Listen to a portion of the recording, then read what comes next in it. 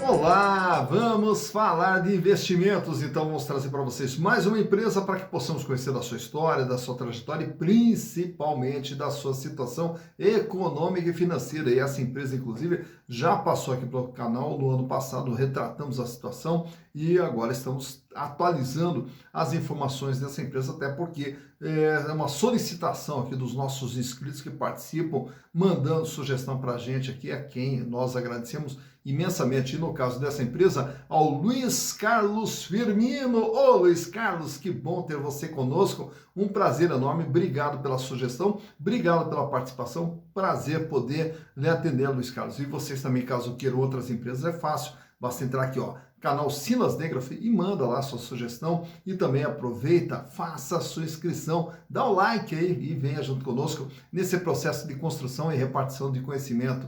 E lembrando que nessa construção de conhecimento você também pode aprender sobre a análise das demonstrações contábeis, para você poder entender como que está a situação de uma empresa, batendo o olho ali no balanço, conseguindo entender como que está a situação de uma empresa. Então, dia 11 de julho a gente vai estar realizando o nosso curso, né, o curso de análise de balanço para investimentos, e vocês são nossos convidados aqui para participar conosco e de um curso totalmente interativo pela plataforma Google Meet, onde a gente vai estar junto aqui trocando ideias, construindo conhecimento juntos. Então, manda o WhatsApp aqui, ó, e eu te passo todas as informações para vocês poderem participar junto conosco dia 11 de julho. São 3 horinhas de curso ali, onde a gente vai aprender muita coisa a respeito de análise de balanço para investimentos. Aí o preço, apenas R$20, apenas R$20. Então não perca tempo, não perca essa oportunidade. Venha junto conosco dia 11 de julho. Mas a empresa sugerida lá pelo Luiz Carlos Firmino é o Grupo Cogna, o Cogna S.A., que é um grupo educacional, um dos maiores grupos educacionais aqui do Brasil. Então, vamos ver como é que está a situação da empresa ao longo desse ano de 2021 e agora com o balanço do primeiro trimestre de 2022. Mas vamos só repassar um pouquinho da história, para quem não conhece a história, não conhece a trajetória, até para entender o que é o Cogna S.A., né? É uma empresa que foi fundada lá em 1966 por um grupo de professores, pelo professor Evandro Neiva, o João Lucas Mazzoni, o Júlio Cabizuca, o professor Valfrido Mares Guia e também o Marcos Mares Guia. Então era um grupo de professores que se juntou para fazer um cursinho pré-vestibular, né? Até lá na década de 60 e principalmente na década de 70, tínhamos uma presença muito forte desses cursinhos preparatórios para o vestibular. E aí eles se juntaram e montaram esse curso preparatório para o vestibular. E nesse curso, ele acabou, que é o curso Pitágoras, ele acabou se transformando também em colégio, já que nós temos o cursinho voltado para vestibular, então lança também o colégio que vai preparar esses alunos para fazer o cursinho, para depois entrarem na educação superior. E aí então começa agora com uma rede de colégio Pitágoras e mais o cursinho, e o grupo foi crescendo até que no ano de 1972, aí já com o colégio Pitágoras, ele vai evoluindo e vai se espalhando, principalmente lá na região de Minas Gerais. E aí, nesse desenvolvimento todo, nós tivemos um marco muito interessante, principalmente ali na década de 90, nos anos 2000, que foi justamente a desregulamentação do ensino superior. Então, foi aberta a possibilidade para o surgimento de diversas faculdades. E eles transformaram o Colégio Pitágoras também na Faculdade Pitágoras. Agora passa também a ter o ensino superior. Então já tem o colégio, tem o cursinho e agora passa a ter também o curso superior com a Faculdade Pitágoras.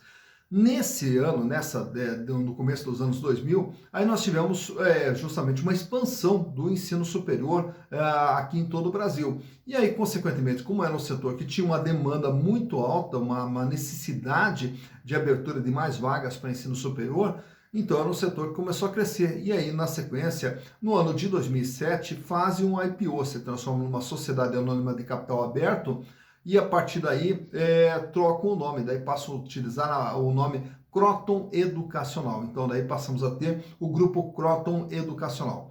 Com o IPO e com todo esse dinheiro, daí começou um processo ali de crescimento, inclusive com a atração de fundos de investimento, que foi o Advent, que também entrou e colocou mais dinheiro dentro da empresa, e aí começou uma série de aquisições, com a Unic, a Unime, a Fama, diversas universidades que foram sendo compradas pelo grupo Croton. Daí, na sequência ainda, no ano de 2012, eles adquirem também a Uniaselv. A Uniaselv, também uma empresa fortíssima no setor educacional, passou a fazer parte do grupo. Já no ano de 2013, fazem uma fusão com um dos maiores grupos educacionais brasileiros, que era o Anhanguera. Só que daí o CAD não permitiu que fosse feita essa fusão sem que o Grupo Croton vendesse certos ativos. E aí teve que vender quem? A Uniaselv. Então havia comprado a Uniaselv e agora para ficar com a Anhanguera teve que se desfazer do Uniaselv. E aí na sequência continuou também todo esse processo de crescimento, só que agora também indo para a área de tecnologia, como a Somos, que é uma plataforma digital de educação básica. Depois daí também foi para a Vasta. Vasta, o que ela vem a ser? É praticamente uma tecnologia para escolas de terceiros, para outras escolas usarem a metodologia da Cogna. Então foi criando também alguns leques ali para atender também na educação básica. Então hoje o Grupo Cogna, ele trabalha tanto na educação básica, no ensino fundamental, ensino médio, nos cursinhos e no curso superior com o Grupo Cogna Educacional.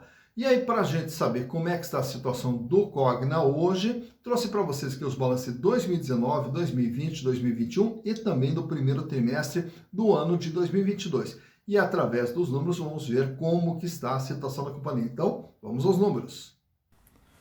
Então aqui estamos com as demonstrações. E aí resolvi aqui também ampliar um pouco mais o estudo, coloquei também aqui o ano de 2018, até para que possamos ter aqui uma visão mais ampla a respeito de tudo aquilo que vem acontecendo com o Cogna SA. Né? Então vamos começar lá pelo ano de 2018, ver o que era a empresa nesse exercício. Era uma empresa de 31 bilhões de reais. Desses 31 bilhões de reais, você vai perceber aqui que no intangível tem um maior valor, 20 bilhões, praticamente 21 bilhões dentro do intangível, que é o que é o intangível? São bens de natureza incorpórea, aquilo que não existe fisicamente, porém tem um valor econômico. E o que eles lançam aqui dentro do intangível?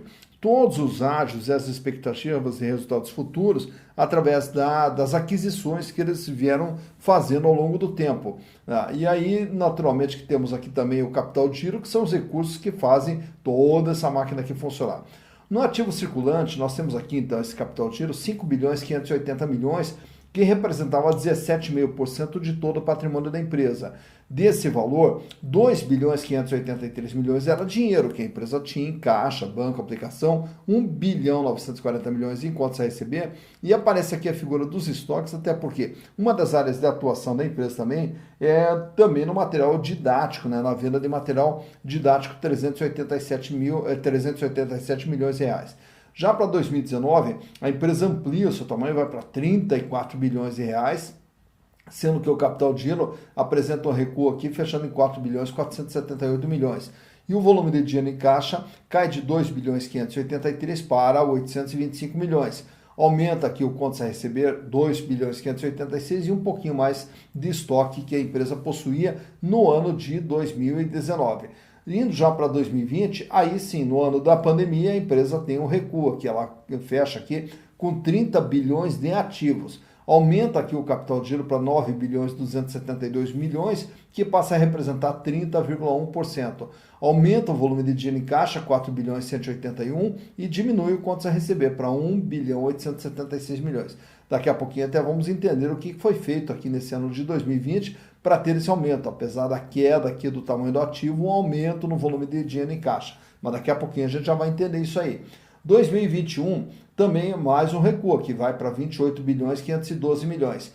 E o capital de giro recua para 6 bilhões 967, mantém os 4 bilhões em caixa, aumenta um pouquinho mais aqui o quanto vai receber para 2 bilhões de reais.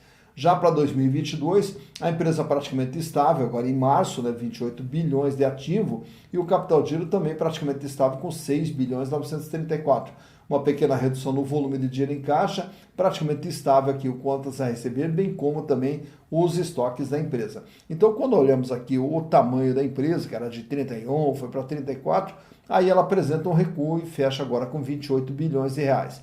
Já o endividamento, que era de 14 bilhões 476 milhões em 2018, o que representava 45,3% de tudo que a empresa tinha, grande parte dessa dívida aqui, ó, no longo prazo. Já no ano de 2019, 18 bilhões de dívida, 53,6% agora o tamanho da dívida da empresa. Sendo que também grande parte da dívida, a maior parte, no longo prazo. O mesmo acontece no ano de 2020, uma redução aqui na dívida aqui de 16.498.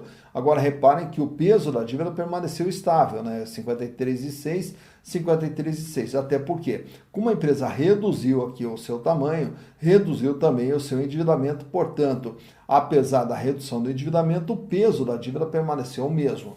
Já em 2021, aí nós temos aqui 14 bilhões 742 milhões de reais de endividamento. E desse valor também grande parte aqui no longo prazo. O que eu gostaria de chamar a atenção de vocês era justamente, quando eu falei aqui desse ativo ter crescido, é que justamente no ano da pandemia, olha aqui, empréstimos e financiamentos de curto prazo aumentaram. Então, o que aconteceu no ano de 2020? Quando surgiu a pandemia, diversas empresas recorreram a empréstimos e financiamentos, reforçando o seu caixa, não sabendo o que iria acontecer durante aquele ano de 2020. Então foi uma tendência de diversas empresas reforçar o seu valor de caixa através de endividamento.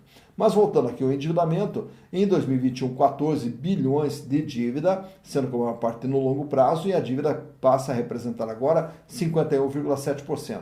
E agora em março, a dívida praticamente estável, com 14 bilhões 695 milhões, 51,6%. Então a dívida que vinha com 45, sobe para 53, se mantém estável em 53, recua um pouquinho para 51,7 e praticamente se estabilizou nesse patamar aqui. Os resultados gerados pela Cogna. No ano de 2018, ela faturou 6 bilhões e 60 milhões de reais. Em 2019, 7 bilhões e 27. No ano da pandemia, olha o que acontece com o faturamento da empresa. Despenca de 7 bilhões para 5.200. E agora em 2021, ainda vivendo os aspectos da pandemia, o faturamento recua mais um pouco, 4 bilhões e 778. E agora, nos 3 primeiros meses do ano, fecha com faturamento de 1 bilhão 176, o que projeta que o faturamento praticamente é igual ou em linha com o que era no ano de 2021. Então a empresa vinha aqui numa crescente, com a pandemia caiu e aí não consegue agora se levantar, assim como todas as demais instituições de ensino que perderam diversos alunos, até em função de crise econômica, de queda de renda e etc. Né? Então, é uma tendência aqui de todas as instituições de ensino. Mais importante do que o faturamento é o resultado. E aí no ano de 2018 eles vinham com lucro aqui, ó, 1 bilhão e 300 de lucro em 2018. Em 2019 o lucro já cai para 242 milhões. Já em 2020, aí eles fecham aqui com prejuízo de 3 bilhões e 600 e registram a baixa de expectativas de resultados futuros, como a gente viu aqui nesse intangível, né? Vimos aqui nesse intangível essa redução. Então ela foi registrada aqui com uma perda de 2 bilhões e 179, que é o chamado prejuízo de operações descontinuadas. Né? E aí fecha com prejuízo monstro aqui de 5 bilhões e 805. Já em 2021, essa perda de operações descontinuadas ficou pequena aqui, apenas 51 milhões. Reparem que a empresa fecha com prejuízo de 461 milhões, e fecha aqui com o prejuízo final de 512 milhões com o registro desses resultados negativos de operações descontinuadas. E agora em março de 2022, fechou aqui com um pequeno prejuízo de 8 milhões 589 milhões de reais. Então o prejuízo da empresa reduz, né? Mas ainda a empresa não está conseguindo gerar resultados positivos. Também quero chamar a atenção para vocês nessa linha aqui, resultado operacional. Esse resultado operacional é só o resultado da operação, é praticamente o EBIT da empresa. E o que vem a ser esse EBIT? A empresa ela tem uma geração de receita aqui de 6 bilhões. Para gerar 6 bilhões, ela gasta 2.200. Sobra 3.791. Paga toda a despesa de funcionamento, sobra 1 bilhão 244 milhões. Então é o resultado da operação, sem contar resultados financeiros, impostos e tudo mais. E esse resultado aqui que ele era positivo, em 2019 positivo, em 2020 o resultado foi totalmente negativo, 3 bilhões e 200. Agora, a partir de 2021 e 2022, o resultado volta a ser positivo. Então, pelo menos a operação voltou a dar lucro, ou pelo menos parou de ter prejuízo na operação, né? Mas ainda vai ter muita água embaixo dessa ponta aqui para a empresa recuperar os bons tempos lá do ano, principalmente de 2018. Aproveito e trago para vocês aqui nesse quadro uma análise aqui da situação financeira. Como que está a situação financeira da Cogna? A liquidez geral, que mede a capacidade de pagamento de curto, médio e longo prazo, se a empresa tem dinheiro para pagar suas dívidas, então ele começa lá em 2018 com 59 centavos. Para cada R$1 de dívida, ela tinha só 59 centavos. Em 2019 cai para 42 centavos, depois sobe para 69 centavos em 2020, 59 centavos em 2021 e 59 centavos se mantendo estável agora em 2022. Para cada R$1 de dívida que ela terá que pagar no curto, médio e longo prazo, ela dispõe de 59 centavos. Já a liquidez corrente, então, quer dizer, não tem recursos para fazer frente a todo o seu endividamento, mas como grande parte do endividamento é de longo prazo, ela vai ter prazo, ela vai ter tempo para fazer recursos para honrar esses compromissos. Já a liquidez corrente, ela mede o dia a dia da empresa. Então, quando você chega de manhã e vai pagar as contas, você vai ver o que você tem de recursos em relação àquilo que você deve. Para cada R$1 de dívida, a empresa dispunha em 2018 de R$ 2,18.